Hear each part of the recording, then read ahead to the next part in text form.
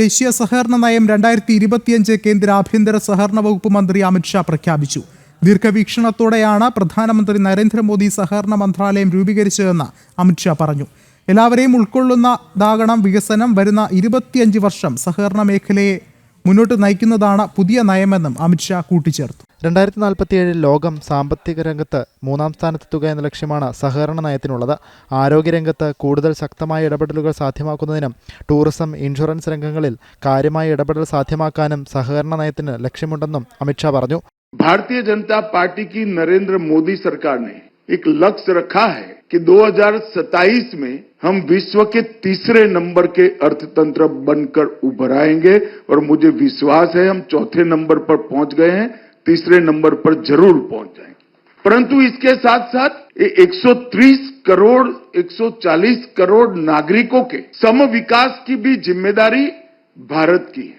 सबका सामूहिकता के साथ विकास हो, सबका सम विकास हो और सबके विकास के माध्यम से देश का विकास हो, ऐसा मॉडल बनाना ये भारतीय जनता पार्टी का मूल विचार है, भारत का मूल विचार है.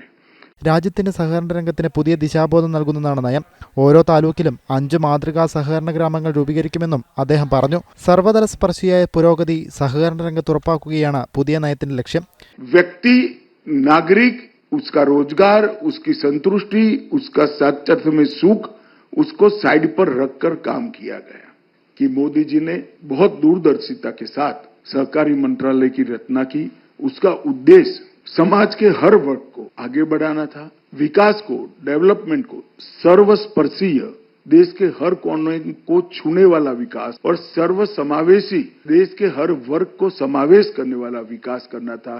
कोई डेवलपमेंट का ऐसा मॉडल सफल नहीं हो सकता जिसमें देश का एक एक नागरिक इसकी चिंता न हो. സഹകരണ സ്ഥാപനങ്ങൾക്ക് ABC കാറ്റഗറിയായി കാര്യക്ഷമതാ അംഗീകാരങ്ങൾ നൽകും. സഹകരണ സംഘങ്ങൾക്ക് ഡിജിറ്റൽ പ്ലാറ്റ്ഫോം തയ്യാറാക്കാനും വ്യവസ്ഥയുണ്ട്. ന്യൂസ് ഡെസ്ക്, ജനം.